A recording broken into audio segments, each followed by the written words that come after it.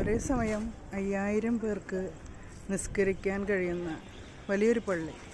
ഇപ്പോൾ പ്രാവുകളുടെ ഒരു വിഹാര കേന്ദ്രം കൂടിയാണ്. ശരിക്കും ഒരു മരുഭൂമിയുടെ ഒരു എഫക്റ്റൊക്കെ ഇവിടുത്തെ അതിശക്തമായ വെയിൽ. അപ്പോൾ നമുക്ക് കാണാം ഇവിടെ പശ്ചാത്തലത്തിൽ അതിൻ്റെ ദൃശ്യങ്ങളൊക്കെ കാണാം. അപ്പോൾ ഈ വെയിലിൽ നിൽക്കുമ്പോൾ നമുക്ക് ഒരു മണലാരണ്യത്തിൽ നിൽക്കുന്ന ഒരു പ്രതീതി തന്നെയാണുള്ളത്.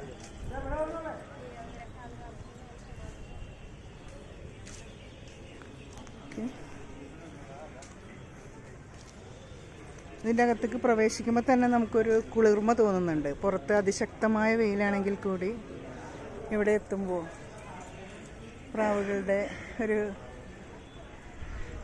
ചിറകടി ശബ്ദവും ഈ പള്ളിയിലെ ഒരു നിശബ്ദതയും വളരെ പ്രശാന്തമായൊരു അന്തരീക്ഷത്തിൽ ഇവിടെ വീശുന്ന കാറ്റിൽ ഈ നദിയിൽ നിന്നുള്ളൊരു കുളിർമയുണ്ട്. വളരെ ശാന്തമായിട്ട് കിടന്നുറങ്ങുന്ന മനുഷ്യരുണ്ട്.